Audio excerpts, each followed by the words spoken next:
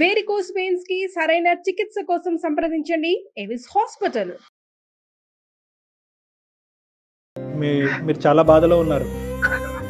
మా ఆవిడ క్యాన్సర్ అండి. అయ్యో, మా అబ్బాయి ఎంత పిలిచినా రావట్లేదండి. ఎక్కడున్నాడండి? అమెరికాలో ఉన్నాడు సార్.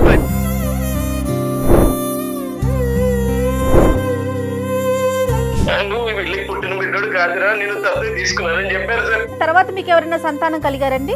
పాప పుట్టింది మేడం, అనిత మేడం. వాళ్ళ హస్బెండ్ సాఫ్ట్వేర్ ఇంజనీర్ ఉండే మేడం. యాక్సిడెంట్ లో చనిపోతే ఆమె ఇంట్లోనే ఉంది మేడం. ఇప్పుడు ఆమెకి 2 పిల్లలు.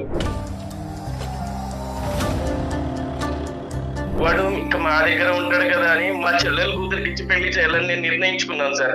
వాడు అక్కడ అమెరికాలోనే ఒక అమ్మాయిని చూసి పెళ్లి చేసుకుంటున్నాను, మీరు రావాల్సిన అవసరం లేదు, అమ్మ రావాల్సిన అవసరం లేదని చెప్పాడండి.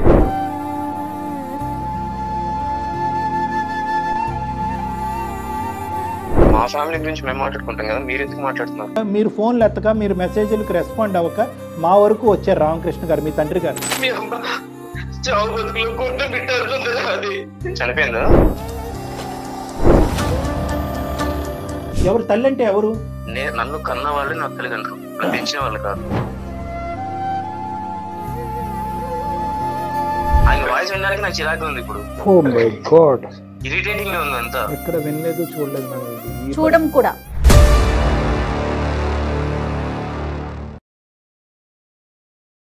ఏవిస్ హాస్పిటల్ సమర్పించు అందమైన జీవితం కార్యక్రమానికి స్వాగతం. నమస్తే కళ్యాణ్ గారు. నమస్తే జయ గారు. కళ్యాణ్ గారు, రామకృష్ణ అని మనకు ఒక పెద్ద ఆయన మెయిల్ చేశారండి. ఆయన వయసును కూడా మెన్షన్ చేశారు కాబట్టి నేను పెద్ద ఆయన అని చెప్తున్నాను. పెద్ద ఆయన చేయటం చాలా చాలా బాధ అనిపించిందండి నాకైతే. ఇమీడియట్గా మీతో మాట్లాడించాలి అనిపించింది. తప్పకుండా జయ గారు, ఒకసారి కాల్ చేసేస్తానండి. తప్పకుండా.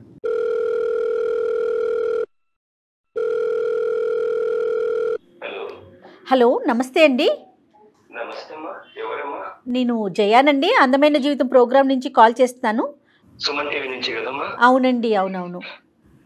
చెప్పండమ్మా. మీరేదో కంగారులో ఉన్నట్లున్నారు, లేకుంటే బాధగా ఉన్నారు. మీ వాయిస్ అయితే నాకు అట్లా అనిపిస్తా ఉంది. మాట్లాడొచ్చండి? అయ్యో అయ్యో,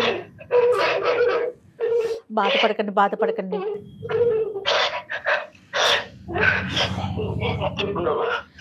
బాధపడకండి, కొంచెం స్థిమితంగా కూర్చోండి. నాతో పాటు డాక్టర్ కళ్యాణ్ చక్రవర్తి గారు ఉన్నారు, ఒక్కసారి మాట్లాడండి అండి, ఒక్క నిమిషం. రామకృష్ణ గారు నమస్తే అండి. నమస్తే సార్. నమస్తే రామకృష్ణ గారు, ఏంటండి మీరు చాలా బాధలో ఉన్నారు. మా ఆవిడ క్యాన్సర్ అండి. అయ్యో, 4వ స్టేజ్ లో ఉంది సార్. 4th stage. అయ్యో, మా అబ్బాయి ఎంత పిలిచినా రావట్లేదండి. ఎక్కడున్నాడండి? అమెరికాలో ఉన్నాడు. అమెరికాలో ఉన్నాడు సార్. ప్రెజెంట్ ఇప్పుడు ముంబైలోనే ఉన్నాడు సార్. ముంబైలో ఉన్నాడు. అవును సార్. ఎందుకంటే అంత కఠినంగా ఉన్నాడు అబ్బాయి? అంటే తల్లి 4వ స్టేజ్ క్యాన్సర్ లో ఉన్నా కూడా చూడటానికి రాకపోయినంత తప్పు మీరేం చేశారు? ఏం లేదండి, వాడు చిన్న పురిట్లో ఉన్నప్పుడే వాళ్ళ అమ్మ చనిపోయింది సార్. పురిట్లో ఉన్నప్పుడు వాళ్ళ అమ్మగారు చనిపోయారు. వాళ్ళ అమ్మగారు చనిపోయారు, మేము దత్తగా తీసుకున్నాం సార్ వాడిని. వాళ్ళ నాన్న 40 రోజులు కాకముందే ఇంకొక పెళ్లి చేసుకున్నాడు సార్. వాళ్ళ నాన్న వీడిని సరిగ్గా చూసుకోకపోతే మా ఆవిడ చూసి వాడిని, ఏమండి మనం దత్తగా తీసుకుందామండి, మన దగ్గర పిల్లలు లేరు కదా, మన ఇల్లు మన సంసారంలో వాడు ఒకడు ఉంటాడండి, వాడిని మన పిల్లల్లా చూసుకుందామండి అంటే నేను వాడిని దత్తగా తీసుకున్నాను సార్. నాది సెంట్రల్ గవర్నమెంట్ ఉద్యోగం సార్ నాది. అయితే వాడికి బాగా చదివించుకున్నాం సార్ వాడిని. అంత చదివించుకున్న తర్వాత వాడికి ఇంటర్మీడియట్ ఆ లెవెల్లో ఎవరు చెప్పారు సార్, మా బంధువులు. నువ్వు వెళ్ళి పుట్టిన బిడ్డోడు కాదురా, నేను తప్పే తీసుకున్నానని చెప్పారు సార్. అప్పటి నుంచి వాడు మమ్మల్ని దూరం దూరం దూరం ఉంటున్నాడు సార్. రామకృష్ణ గారు, తర్వాత మీకు ఎవరైనా సంతానం కలిగారండి? మేడం ఒక పాప పుట్టింది మేడం, అనిత మేడం. అనిత? ఆమె వాళ్ళ హస్బెండ్ సాఫ్ట్వేర్ ఇంజనీర్ ఉండే మేడం. యాక్సిడెంట్ లో చనిపోతే ఆమె ఇంట్లోనే ఉంది మేడం. ఇప్పుడు ఆమెకి 2 పిల్లలు. అయ్యో, ఆమె ఇక్కడే ఉంది. మాకు ఆర్థికంగా లోటు అయితే ఏం లేదు మేడం. వాడు ఇంటికి రావాలి, వాళ్ళ అమ్మ ఒక్కసారి నెచ్చు కన్నాను చూసి చనిపోతానంటుంది మేడం. 4వ స్టేజ్ మేడం, క్యాన్సర్. అయ్యో. బాబు 15 సంవత్సరాల వరకు మీరు చెప్పలేదు మీరు దత్తత తీసుకున్నారు బాబుని అనేది? వాడు ఇంటర్మీడియట్ వరకు నేను ఏమీ చెప్పలేదు సార్. ఎవడో చెప్పాడు సార్ బయట వాడు. వాడికి ఎంత ప్రేమగా చూసుకున్నామంటే మేము అంత ప్రేమగా చూసుకున్నాం సార్. వాడికి టైఫాయిడ్ జ్వరం వస్తే అక్కడ ఎక్కడో బీహార్ లో ఒక తావే మందిరం ఉంటే ఆ తావే మందిరం కూడా వెళ్ళి మా ఆవిడ ముక్కుకుంది సార్. అక్కడ వెంకటేశ్వర స్వామి ముక్కుకొని నడిచి ఆ పై దాకా వెళ్ళి ముక్కు తీర్చుకుని వచ్చాను సార్. ఇంత చేసిన వాడు అసలు వాళ్ళ అమ్మ అంటే ఇంత కూడా కనికరం లేదు సార్ వాడికి. వాస్తవానికి ఏంటంటే అనితని ఎంత బాగా చూసుకున్నారో బహుశా అదే స్థాయిలో దత్తత తీసుకున్నటువంటి అబ్బాయిని కూడా అదే స్థాయిలో చూసుకున్నాను సార్. అదే కదా సార్ నా బాధ. అంత బాగా చూసుకున్న కొడుకు ఈ రోజు నువ్వు నాన్న కాదు, నువ్వు మా అమ్మ కాదు అని చెప్తే ఎంత బాధ ఉంటుంది సార్ మాకు. అంటే ఈ రోజు అన్నాడా సార్ ఇంటర్మీడియట్ ఇది తెలిసినప్పటి నుంచి అలాగే ప్రవర్తిస్తున్నాడా సార్? ఇంటర్మీడియట్ అప్పుడు వేరే చోట చదువుకుంటాం నాన్న, వేరే చోట చదువుకుంటా అంటే అక్కడ పంపించాను సార్ నేను. అక్కడ నుంచి అలా అలా అలా మెల్లిగా మాకు దూరం అవుతే వస్తున్నాడు వాడు. ఎవరో ఏదో చెప్పారు సార్ వాడికి. అప్పటి నుంచి మమ్మల్ని ఇగ్నోర్ చేస్తున్నాడు సార్. తెలిసి తెలియనట్టుగా పట్టించుకోవడం లేదు. అంటే ఇంకా దూరంగా చదువుకుంటాను చదువుకుంటా వాడు ఇంకా మా దగ్గర ఉంటాడు కదా అని మా చెల్లెలు కూతురికి ఇచ్చి పెళ్లి చేయాలని నేను నిర్ణయించుకున్నాను సార్. మా చెల్లెలు కూడా సరే అన్నయ్య అనేది. ఎవరు పుట్టిన అబ్బాయి అయినా కూడా మా చెల్లెలు కూడా యాక్సెప్ట్ చేసింది సార్.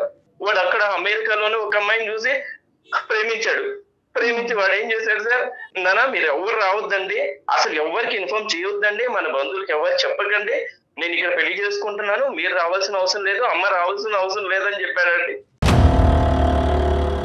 తెలుగు అమ్మాయేనండి అమెరికా అమ్మాయా? తెలుగు అమ్మాయి అండి. ప్రేమించి పెళ్లి చేసుకున్నాడు. వాళ్ళ వరకు అయితే హ్యాపీగానే ఉన్నారు.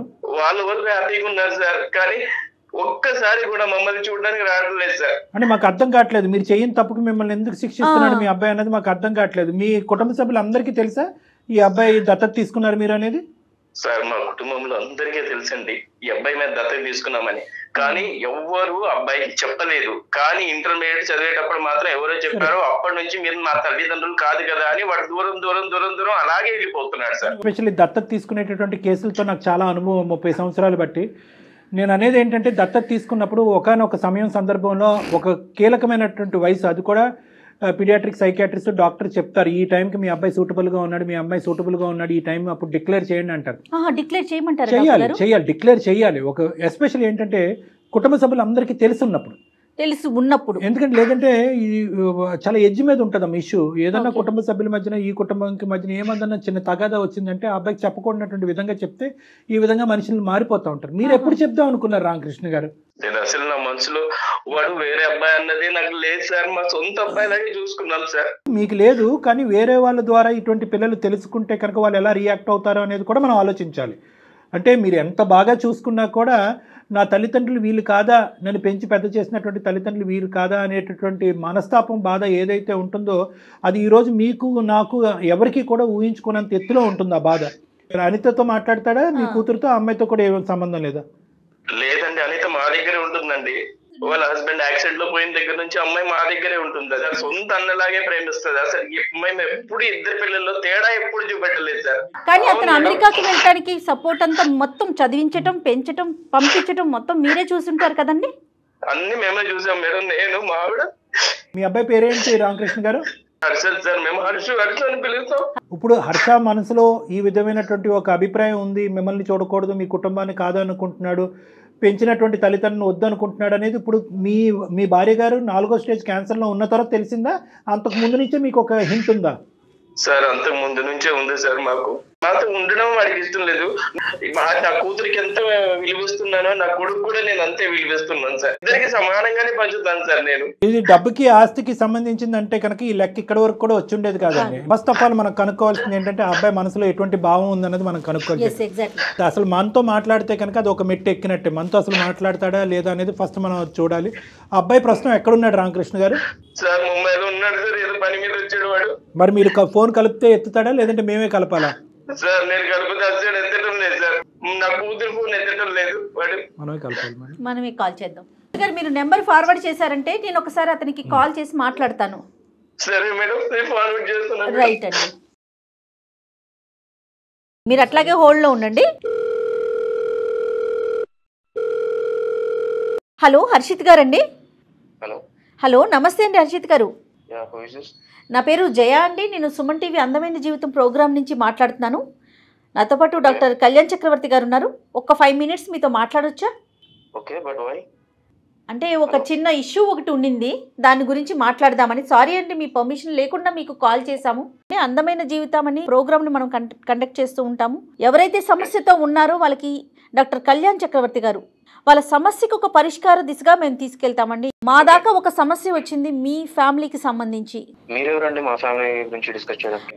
Harshit hi Harshit, good afternoon. నా పేరు doctor Kalyan Chakravarthy, consultant psychiatrist and relationship counsellor with 30 year experience. నాకు ఈ ప్లాట్ఫామ్ అనేటటువంటిది ఏంటంటే not to trouble you or struggle you, మిమ్మల్ని ఇబ్బంది పెట్టి బాధ పెట్టి కాదు. నేను ఎవరో తెలిస్తేనే కదా మీరు నాతో మాట్లాడటానికి ఒక అవకాశం ఉంటుంది. ఒక పెద్ద ఆయన పడేటటువంటి బాధ మీ వరకు తీసుకొస్తే మీరు ఏమన్నా దానికి ఒక సలహా సూచన ఇస్తారేమో అనే ఉద్దేశంతో, ఒక మానవతా దృక్పథంతో చేసేటటువంటి ప్రయత్నం. మా ఫ్యామిలీ గురించి మేము మాట్లాడుకుంటాం కదా, మీరు ఎందుకు మాట్లాడుతున్నారు? మాట్లాడుకోవట్లేదు అనేది మీ నాన్నగారు చెప్పేటటువంటి మాట అండి. రామకృష్ణ గారు చాలా బాధాకరంలో, చాలా భయంకరమైనటువంటి వేదంతో ఈరోజు మీ నాన్నగారు మాకు ఫోన్ చేసి, మీ తల్లి గారు ఎవరైతే ఉన్నారో ఆవిడ 4వ స్టేజ్ క్యాన్సర్లో చావు బ్రతుకుల మీద కొట్టుమిట్లాడుతున్నారు. ఆవిడ ఆఖరి కోరికగా మీ మొహం చూడాలి, మీతో మాట్లాడాలి అనేటటువంటి ఆలోచనతో పరితపించిపోతున్నారు. మీరు ఫోన్లు ఎత్తక, మీరు మెసేజ్లకు రెస్పాండ్ అవ్వక మా వరకు వచ్చారు రామకృష్ణ గారు, మీ తండ్రి గారు. దాంతో ఆ కేసు టేకప్ చేసుకుని మీ వరకు రావటం జరిగింది. దయచేసి ఒక 2 నిమిషాలు మనం మాట్లాడుకుందాం. మీరు ఏం కాల్ చేశారు? మీరు ఏం మాట్లాడుతున్నారు? కాదు, రామకృష్ణ గారి యొక్క బాధని మేము అర్థం చేసుకుని మీ వరకు వచ్చాం. మీరు ఏమన్నా మాట్లాడదలుచుకున్నారా మాతో? లేదండి, నేనేం మాట్లాడదలుచుకోవట్లేదు. ఒక 2 minutes అండి ప్లీజ్, నా రిక్వెస్ట్. చెప్పండి. థ్యాంక్ యూ అండి, మీరు అర్థం చేసుకున్నారు. మీరు నేను అర్థం చేసుకోలేదు, మీకు టైం ఇచ్చాను అంతే. Okay, thank you, what ever. కానీ నేను చెప్పేది ఏంటంటే రామకృష్ణ గారు కూడా, మీ నాన్నగారు కూడా ఇక్కడ లైన్లో ఉన్నారండి. మీరు డైరెక్ట్గా ఫోన్ ఎత్తట్లేదు కాబట్టి మేము ఈ పద్ధతిలో మీకు కాల్ చేయవలసి వచ్చింది. రామకృష్ణ గారు, మీ అబ్బాయి లైన్లో ఉన్నాడు, ఏమైనా మాట్లాడతారా?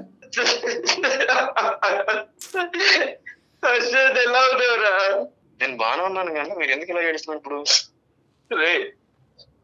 మీ అమ్మ 4వ స్టేజ్లో ఉందిరా క్యాన్సర్. నిన్ను ఎప్పటి నుంచి నేను కాల్లో ట్రై చేస్తున్నాను, నాకు కాదురా. నీ చెల్లి ఎన్ని రోజుల నుంచి చేస్తుంది. మీ అమ్మ చావు బతుకులో కొట్టు బిట్టాడుతుందిరా. అది చనిపోయిందా?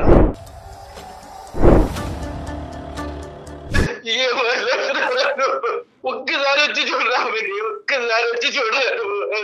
అమెరికా వెళ్ళిన దగ్గర నుంచి నువ్వు ఎందుకు అలా తయారయ్యావు? నేనేం చేయరా, మీరు నన్ను అర్థం చేసుకోవడంలో తప్పు పడ్డారు అంతే. ఏం తప్పు చేశాను రా చెప్పు. ఎందుకు ఇవన్నీ ఈ సోలంతా నాకు ఎందుకు చెప్తున్నా ఇప్పుడు? అదే ఒక్కసారి వచ్చి మీ అమ్మని చూసేళ్ళురా, మీ అమ్మ పరిస్థితి ఎలా ఉందో చూసేళ్ళురా. లేదు, ఇప్పుడు మీరు నాకు ఇంత ఫోన్ చేసి కాల్ మాట్లాడి మాత్రం అన్ని జరిగిపో, ఓకేనా? ఒక్కసారి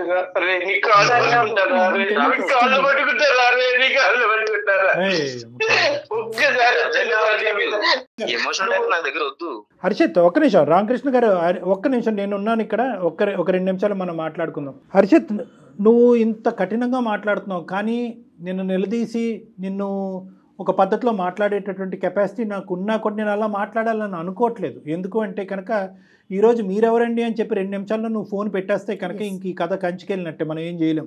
ఇంట్లో ఉన్నటువంటి మీ తల్లి యొక్క దిక్కులేనటువంటి పరిస్థితిని చూస్తూ నేను నీతో ఇప్పటికీ కూడా మర్యాదగా నిదానంగానే మాట్లాడాలని అనుకుంటున్నాను. అది నా సంస్కారం అనుకుంటాను, నా అనుభవం అనుకుంటున్నాను. రెండే మాట్లాడి. పెద్ద ఆయన చేయటానికి 2 కారణాలు ఉన్నాయి. ఒకటి, నాయన చావు బతుకుల్లో ఉండేటటువంటి నీ తల్లిని చూడటానికి ఒకసారి రారా బాబు అని ఒక రిక్వెస్ట్. తల్లి కాదు, 1 నిమిషం అన్న. ఈ డిబేట్ లోకి వెళ్తే మనం ఎంతసేపన్నా మాట్లాడుకోవచ్చు. ఎవరిని తల్లి అంటారు? ఎవరు తల్లి అంటే ఎవరు? అంటే నిన్ను కనీ పెంచి పెద్ద చేసి ఈ స్థాయి వరకు తీసుకొచ్చినటువంటి వ్యక్తిని తల్లి అంటాం తప్ప. అంటే ఓన్లీ కనకపోతే తల్లి కారా అండి? పెంచి పెద్ద చేయలేదు, ఆవిడ తల్లి కాదా మీకు? నా దృష్టిలో ఎప్పుడైనా గానీ నన్ను కన్న వాళ్ళే నా తల్లిదండ్రులు, పెంచిన వాళ్ళు కాదు.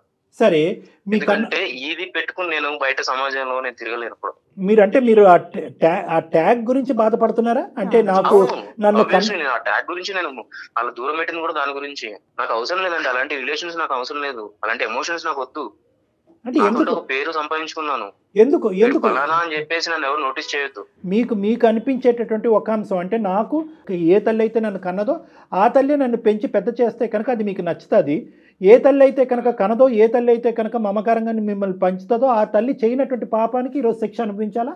అలా మీరు అనుకుంటే నేను ఏం చేయలేనండి. నాకు ఇక్కడ కావాల్సిందంటే ఏంటి, నాకు సమాజంలో కొంచెం పేరు కావాలి. సో వీళ్ళ వల్ల నా పేరు అనేది స్పాయిల్ అయ్యేలా ఉంది. రీజన్ ఏంటో, ఎట్లా ఏ విధంగా అవుతుందో మరి మీ కాన్సెప్ట్ ఏంటో మాకు అర్థం కావట్లేదండి హర్ష గారు. నేను వాళ్ళ పేరెంట్స్ యాక్సెప్ట్ చేయనండి. మీ అభిప్రాయం, సమాజానికి ఉండదు అలాంటి అభిప్రాయాలు.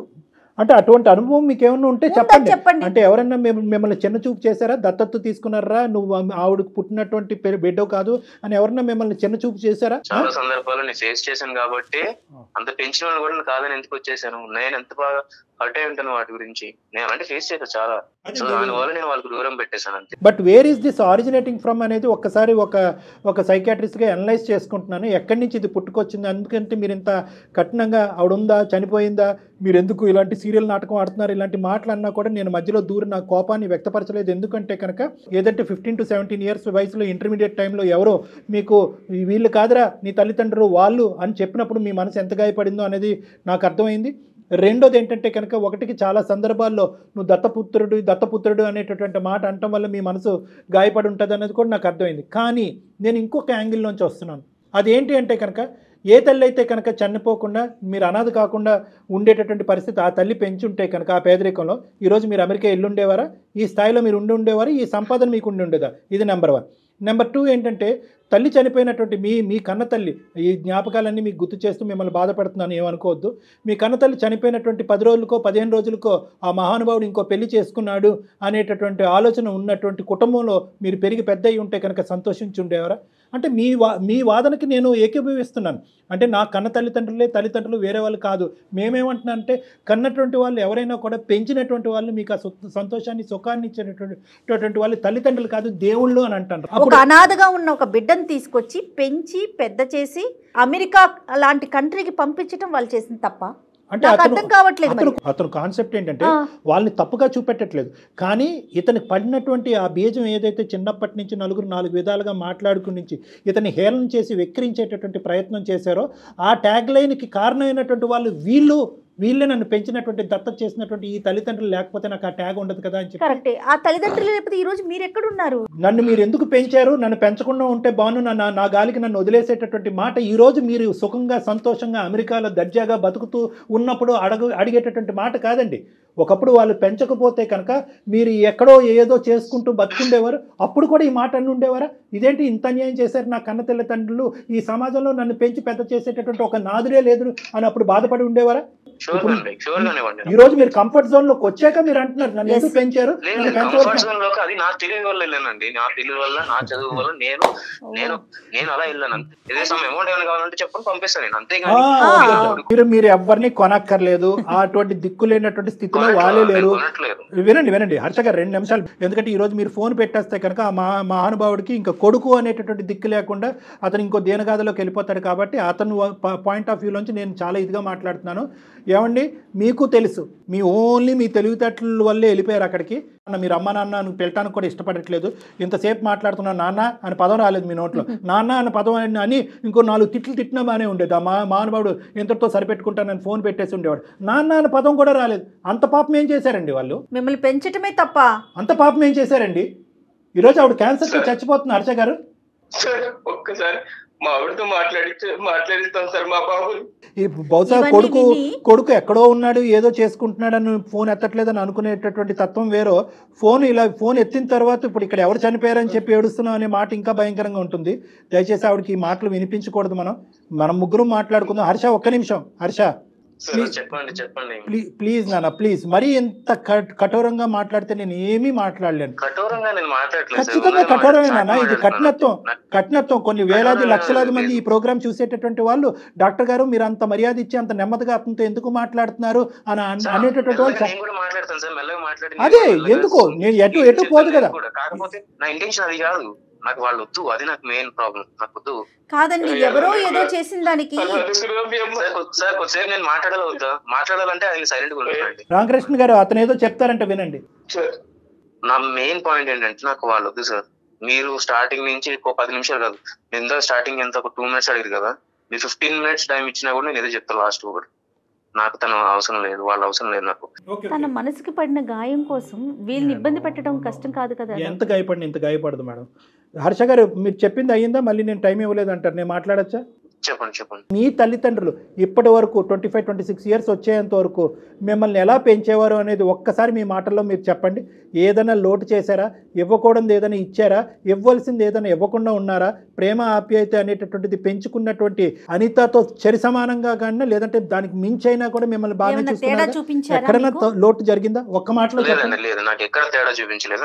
నాకు అన్ని కరెక్ట్ గానే 100% కాదు కదా, 100% కాదు కదా, 200% వచ్చినాయి కదా, మీకు 200% వచ్చినాయి కదా, ఆ 200% వెనక్కి ఇచ్చేసేయండి. సరే అండి, ఇవ్వండి. ఇప్పుడు అదే అడుక్కుంటున్నాడు ఆ పెద్దాయన.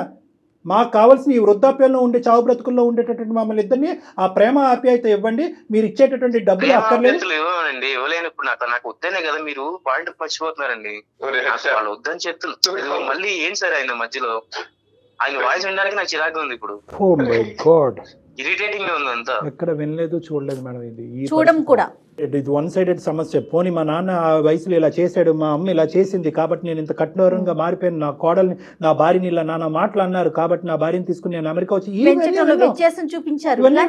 ఇది కంప్లీట్ గా వన్ సైడెడ్. వీళ్ళు ఏం పాపం చేశారు? ఎలా హర్ష ఈ ప్రాబ్లం కి మేము సొల్యూషన్ చెప్పలేము. ఐఎమ్ సారీ, మీరే చెప్పగలరు ఈ ప్రాబ్లం కి. వాళ్ళ వల్ల పడిన ఇబ్బందులు ఏంటి లేవంటున్నాడు కదా మేడం. 100 కాదు 200% ఇబ్బంది లేదు. ఇది జస్ట్ ఈస్ ఫిక్సేషన్. పెంచినటువంటి తల్లిదండ్రులు పెంచి ఈ లెవెల్ వరకు వచ్చాను, పెంచబడ్డటువంటి తల్లిదండ్రులకి ఒక కొడుకుగా అతను సమాజానికి చూపెట్టదలుచుకోలేదు. అతను కనేటటువంటి పిల్లలకి పరానా వాళ్ళు నేను దిక్కులేనప్పుడు వదిలేస్తే కనుక పరానా వాళ్ళు నాయనమ్మ తాతయ్య నేను పెంచారా అని పిల్లలకు చూపెట్టాలనుకోవట్లేదు. భార్యకి వీళ్ళు నన్ను పెంచినటువంటి అత్తమామ అన్నట్టుగా చూపెట్టుకోవట్లేదు. సో ఈ పెంచినటువంటి అనేటటువంటి ట్యాగ్ అతనికి నచ్చకపోవటం అనేది అతని బ్రెయిన్లో పడినటువంటి ఒక ఫిక్సేషన్. అంతే కదా హర్ష? అంతే అండి, మీరు బాగా అర్థం చేసుకున్నారు. ఇంతే అర్థంగా చెప్పండి. కాళ్ళు పట్టుకుంటారు మాత్రం ఏమొస్తుంది? ఏమి రాదు నాన్న. ఎవరి కాళ్ళు ఎవరు పట్టుకున్నంత మాత్రం ఏమీ రాదు. కొంచెం పంపించండి సార్, మా వాడిని కాళ్ళు పట్టుకుంటాను. పోనీ రండి, ఆ విధంగా కాలు పట్టుకోండి ఒకసారి. ఆ తని తిరుగుతుంది ఆ మహాతల్లికి. పోనీ వచ్చి కాలు పట్టుకుని మీరు నా తల్లిదండ్రులు కాదు అనే మాట చెప్పడానికి గురించేనే ఇక్కడికి రండి. హర్ష గారు, ఇన్నిసార్లు ఈ విధంగా మాట్లాడుతున్నా కూడా మీకు కనికరం అనిపించట్లేదండి? కనీసం వచ్చి ఒక్కసారి కనిపించి వెళ్ళిపోండి. ప్రేమ లేకపోయింది. నేను ఏం చెప్పాను, ఏం మాట్లాడాను అనేటటువంటిది నీకు నచ్చచ్చు నచ్చకపోవచ్చు. నెంబర్ 1 చెప్పా పెట్టకుండా నీకు ఫోన్ చేయటం, దానివల్ల మా మీద ఎంత కోపం ఉందో మాకు తెలియదు. కానీ ఇవన్నీ తీసి పక్కన పెట్టు. చిన్నప్పుడు మాట్లాడినటువంటి మాటలన్నీ తీసి పక్కన పెట్టు. 1కి 100 సార్లు నీ నోటు వెంట నువ్వే అన్నావు 210% నా తల్లిదండ్రులు నన్ను ప్రేమించారని చెప్పి. ఏ మచ్చ లేనటువంటి ఈ పెంపకాన్ని ఎందుకు ఇలా శిక్షిస్తున్నావు? ఒక్క 2 నిమిషాలు ఆలోచించు. బతిమాలుకుంటున్నాను, వేడుకుంటున్నాను, అడుక్కుంటున్నాను. రామకృష్ణ గారు, మీ అబ్బాయితో ఏమైనా చెప్పాలి అనుకుంటున్నారా? చాలా ఉంది సార్ చెప్పడానికి.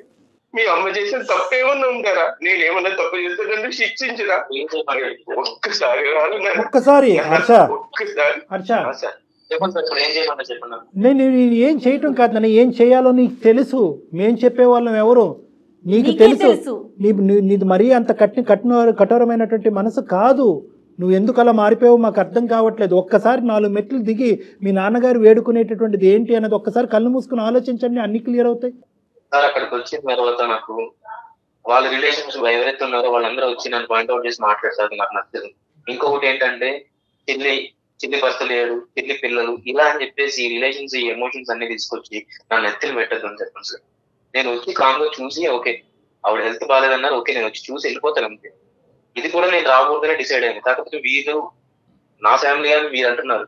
సరే, బయట మనుషులు మీరింతలా నా గురించి ఆలోచించి మా ఫ్యామిలీ గురించి ఆలోచించి చెప్తున్నారు కాబట్టి నేను ఏదో వచ్చి చూసి వెళ్ళిపోవడం మీకోసం పర్టికులర్ గా sir. Thank you so much అండి మా మాట మన్నించినందుకు. అయితే మీరు వచ్చేటప్పుడు ఒక్కసారి ఫోన్ చేశారంటే ముందు మనం డాక్టర్ కళ్యాణ్ గారి దగ్గర ఒక్కసారి కూర్చుందాం. ఒక 10 నిమిషాలు మాట్లాడాక అందరం కలిసి అమ్మని చూడటానికి వెళ్దాం ప్లీజ్. ఆ అవకాశం మాత్రం మాకు ఇవ్వండి. Super super, very good. Thank you Harsha, thank you so much. మా విన్నపాన్ని మా బాధని మన్నించినందుకు. మీ తల్లిదండ్రుల గురించి నేను ఇలా అడుక్కోవటం అనేది నాకు విడ్డూరంగా అనిపించింది. అయినా కానీ మాకు అందరికీ నచ్చినటువంటి ఫలితం ఒక కుటుంబానికి మించినటువంటిది ఏదీ లేదు. ఆ కుటుంబాన్ని కలిపినటువంటి పుణ్యం మాకుంటుంది. మీరు చేసేటటువంటి స్టెప్ ఏదైతే ఈరోజు తీసుకుంటున్నారో దాన్ని అందరూ హర్షిస్తారండి. Everybody is going to be happy about this. చాలా థ్యాంక్ యూ అండి, చాలా thank you.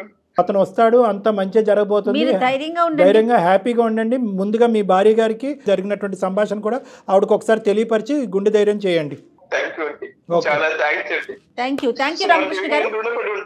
Thank you Ramakrishna గారు, హర్ష గారు, thank you so much. Kalyan గారు మీ ఒపీనియన్ తీసుకోకుండానే నేను మిమ్మల్ని కలవమని చెప్పాను. రీజన్ ఏంటంటే వన్స్ ఒక్కసారి మీ దగ్గరికి వచ్చి కూర్చొని మీతో ఒక్క 10 నిమిషాలు మాట్లాడితే తన మనసు మారుతుందన్న నా అభిప్రాయం. అంతేనండి. ఫోన్ కన్నా కూడా డైరెక్ట్గా అనేసరికి మనసులో బాధ కానీ ఏదైనా కూడా మీరు బయటకు తీసేయగలుగుతారని ఒక అభిప్రాయం అండి. తను వచ్చేటప్పుడు మీకు నేను కాల్ చేస్తాను, దాన్ని ఒక్కసారి కూర్చుందరు. తప్పకుండా జయ గారు. రైట్ అండి. Thank you. నమస్తే. Thank you Jaya.